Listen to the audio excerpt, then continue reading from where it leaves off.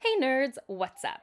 So there's been a topic that's been floating around my head for a little bit, and that is the topic of fantasy and religion. Mostly I'm interested in the word propaganda and how it is used to describe both religious and non-religious authors and their works. Whether those works are explicitly pro or anti-religion, like we may see in C.S. Lewis's Narnia or Philip Pullman's His Dark Materials, or in works in which we just know the author's religious affiliation, such as J.R.R. Tolkien or Brandon Sanderson. The claim of propaganda has led to protests. Don't let your children read this, or they'll turn atheist. Don't let them watch this, or they'll believe the Christian narrative. And I wanted to talk about the use of the word propaganda in these instances, and whether or not it's justified. How much of this is really an author trying to influence or change our beliefs, versus just their natural seeping of their beliefs into the works that they write. I've been really struggling with how to present this topic, which is why I've been sitting on it for so long. So I called up my friend Kyle from Lore of the Worlds to help me out and make this video essay a reality. So today, we are going to talk about the actual definition of propaganda and its history, famous fantasy works in which the propaganda label has been used heavily against them, a discussion of how much an author's viewpoint is really trying to influence or change the reader versus just a natural seeping into their work, and of course a discussion about what about the children, and in general just being fearful of ideas. I'll see you after the jump. The first and most obvious thing we have to talk about when we talk about propaganda is the connotation and denotation of the word. The simplest definition of propaganda is the systematic effort to manipulate other people's beliefs, attitude, or actions. Other definitions include certain phrases that give us a better idea of what we usually associate with the word, such as using facts, arguments, rumors, half-truths, or lies to influence public opinion, or information, especially of a biased or misleading nature. Consider advertisements. They're obviously literally everywhere these days. You probably even had to watch one right before you watched this video. Was that ad trying to influence you in a particular way? My guess is yes, it was trying to influence you to buy a product. If not, it was probably a PSA of some sort, influence you to act a certain way or be knowledgeable about something. These adverts may be using misleading facts or hiding facts from you. We are technically influenced by propaganda daily, even if we don't recognize it as such. But that's really the denotation of the word. The connotation of the word is much more sinister than just information meant to influence us. When we think of propaganda, we think of mean, insidious, corrupting influences. And while that can be true, let's dig in a bit deeper to that connotation by taking a cursory look at the term's history. So where does the term propaganda come from anyway? Well, that's a question that's a little hard to answer.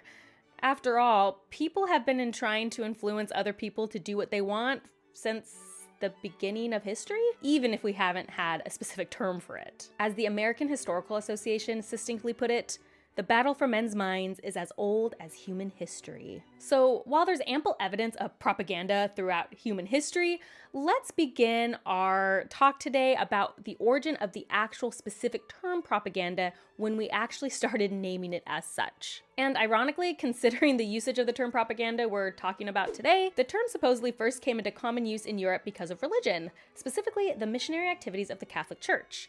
In 1622, a congregation for the propagation of the faith was created, and later, a literal college of propaganda was set up under Pope Urban VIII.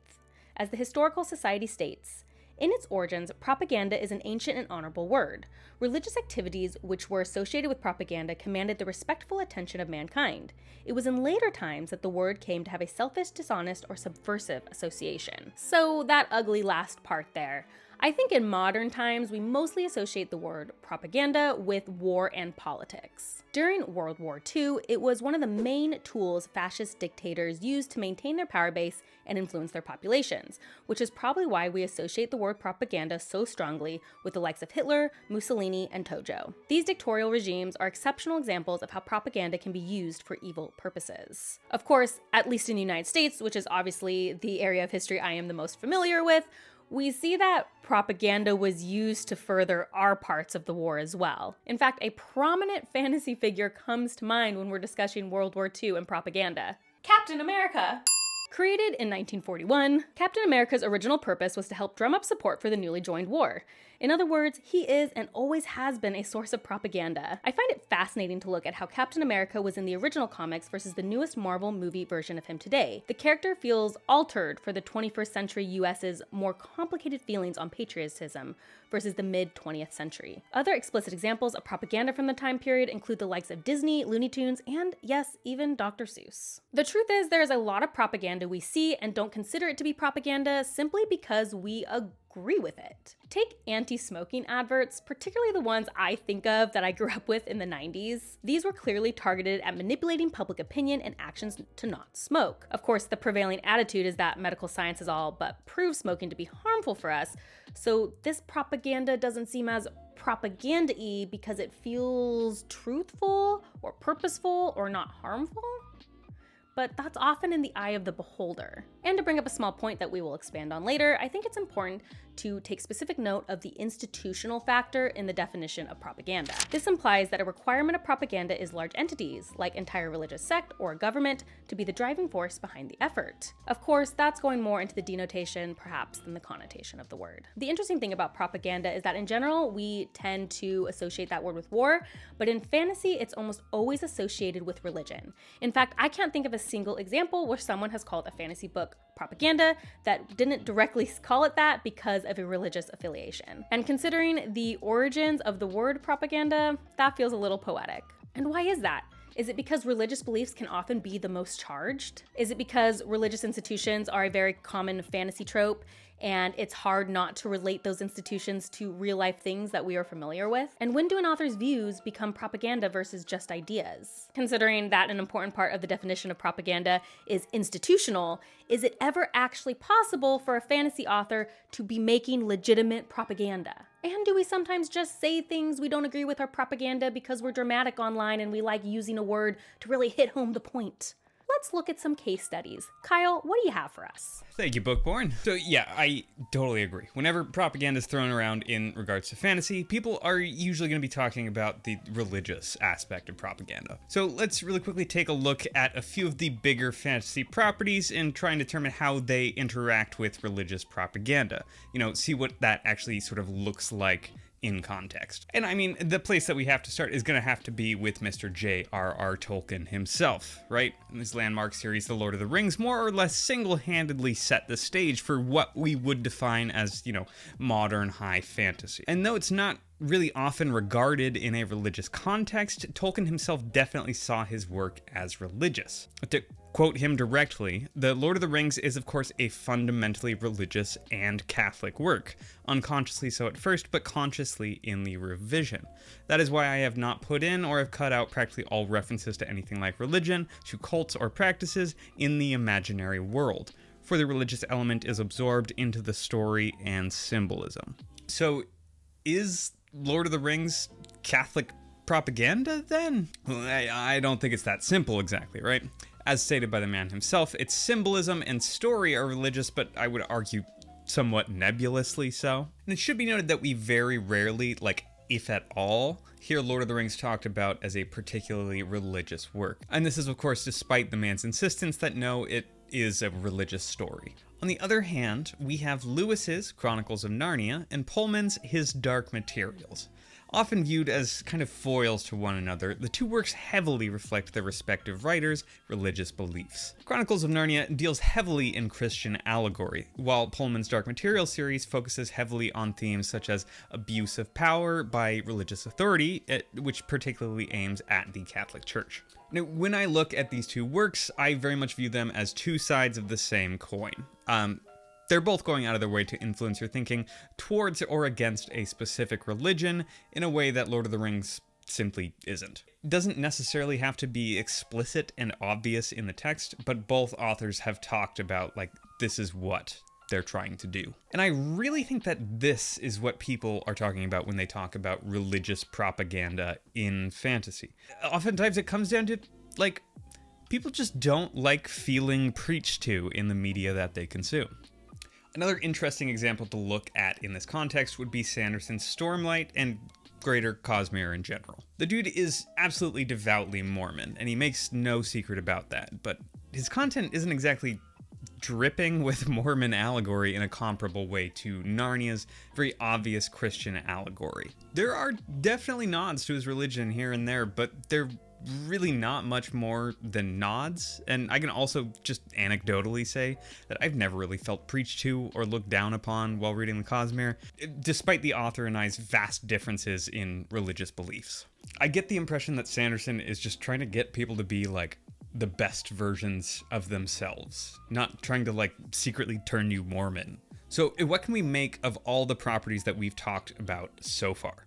When I say Lord of the Rings, the first thing that pops into your head is still probably not going to be Catholic propaganda, is it? And I think that Stormlight and Lord of the Rings are quite comparable in this context, frankly. They both have authors that are devoutly religious, who are not afraid to let their personal religions influence their work, but it's also not really happening in a manner that super influences the world building or overall story elements. Sanderson and Tolkien definitely have their own individual strengths and weaknesses, but I don't think either one should be viewed through the lens of propaganda, exactly, right? They're both utilizing their religious beliefs to explore themes within their stories.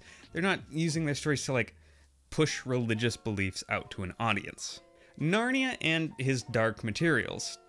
Regardless of their particular religious bent, I think they can and should be viewed through a similar lens. The author is simply letting their worldview shine through in their work, right? Yeah, sure, their worldview is expressed more directly and more clearly defined than, say, in Tolkien's work. But an author's worldview pervading a piece of literature does not fall into the category of propaganda by any means. And let's take a moment to actually measure these pieces against the definition of propaganda that Bookborn gave us earlier in the video. Yeah. There it is. Is there a systematized effort here to, and I quote, manipulate other people's beliefs, attitudes, or actions? Hardly. I think that in each of these cases above, the authors are simply trying to create art, right? There's no real manipulation going on anywhere around here, just artists expressing their personal viewpoints through the medium of literature. An author's worldview is absolutely going to influence what they write, but that's a feature, that's not a bug. An author's unique voice should shine through in their writing, right? Their personal religious beliefs are absolutely going to get in there as well, and that's okay, right? Even if you don't believe the same thing. But calling a book or an author's work in general propaganda just because of that author's religion seems excessively cynical to me. And I would personally encourage every viewer out there to, before you start calling things religious propaganda or just propaganda for a certain thing in general, just read the darn thing first. Is it really trying to influence you? Is it trying to manipulate you into believing something? Or is it just an author expressing their worldview? Like, those are two very different things. Okay. I think that this is a perfect opportunity to hand the video back over to Bookborn so that she can corrupt the good children of the world with her reading and knowledge. Now we get into an important part of the argument. But what about the children? A lot of the properties we've talked about previously are clearly aimed at middle grade or young adult audiences. There seems to be a panic within these news articles and protests and conversations that we are protecting our children. We can't have these ideas in these books because it'll teach our kids bad things, it'll confuse them perhaps, it'll turn them to the dark side. Of course, the dark side in this case is different depending on which side of the line you stand on. So how do we deal with that? First, let's be clear. I think we often underestimate the critical thinking abilities of children and overestimate the critical thinking abilities of adults. The ability to parse, critically think, and synthesize information is a learned skill, not one you get for passing an age milestone. So before we go nuclear for the children, let's perhaps reevaluate how we deal with information that's presented to us when we don't agree with it. Are we immediately threatened? Do we think about it before deciding to reject or accept it based on our own personal knowledge and beliefs? Do we research? These are vital skills we need as adults, and also skills we can be actively teaching our children. So what if instead of being afraid of these things, afraid of these books, we just talked about them? There is ample research to show that talking to our children leads to improved outcomes later in life. Now, to be clear, so I'm not misrepresenting the data, I could not find research about this specific subtopic, that and fantasy religion propaganda and its effects. But there is a ton of research on how talking to our children increases their literacy, increases their overall learning outcomes. There's research on how we talk about bodies and weight affecting children's behaviors, research on how parents' mental state talk influences kids' social understanding, and a lot of research about how we can increase critical thinking in children by how we engage with them. And that last bit of research feels the most relevant to today's conversation, in that we can teach our children how to critically think about the books that they are reading. And how do we accomplish that? By asking them open-ended questions and allowing them to answer openly without fear or embarrassment in a learning situation. So sure, I couldn't find that direct fantasy research, but I don't think it's a huge leap in logic to say, hey, talking to your children about what they're reading and their ideas are going to help them develop critical thinking skills and also help them synthesize and understand what they're reading. And personal opinion time. If you're only allowing your children to interact with opinions you 100% agree with and you 100% want to teach them, what's going to happen when they first meet an opinion or worldview that differs? How are they going to handle that? Because it will happen. There is no way someone can be insulated their entire life from opinions that are contrary, different to what they did growing up. So wouldn't you rather arm them with the tools to synthesize information rather than trying to protect a single worldview? Now, let's be clear here. I'm not somehow advocating for unlimited access to media. I have 2 children, and yes, I absolutely censor what they view and read. I am particularly concerned with violence, sexual content, and language at their young ages. I don't let them just view anything. And in fact, my husband and I absolutely love the website Common Sense Media to figure out what things are appropriate and inappropriate for them. I think there's a happy medium here. I think it's obvious that parents are going to be choosing age-appropriate media for their children. But I just think we tend to be more fearful of different ideas than we need to be. I don't think presenting different ideas are gonna ruin my children. We talk a lot. I like to talk to them when they're reading, and I think that's actually the most important thing. I want them to feel that they can read what they want and be presented with a lot of different ideas because I think that's the best way for them to grow. Okay, we've talked about a lot today. To sum up, I think we need to be less afraid of ideas. I think that it's natural that an author's worldviews and opinions seep into their work, and I don't think we should always be so afraid of that. I think we overuse the word propaganda when we're talking about this stuff. Just because you don't agree with something doesn't mean it's propaganda. Now, you absolutely have the choice to interact or not interact with a fantasy work if it bothers you. If you feel like you are getting a specific opinion or worldview out of a fantasy book that you are not enjoying, you definitely don't have to read it.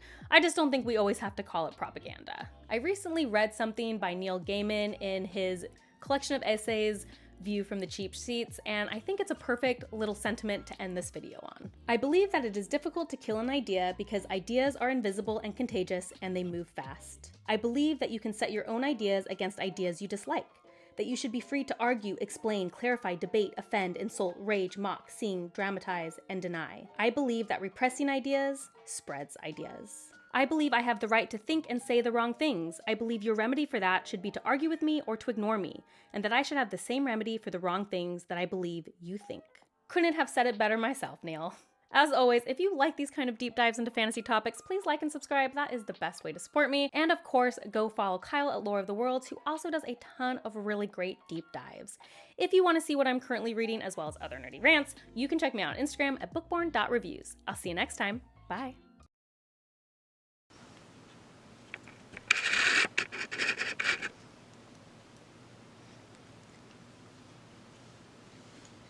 Yeah, you need to help me clean the camera, huh? Okay, maybe not on the lens. Crazy cat.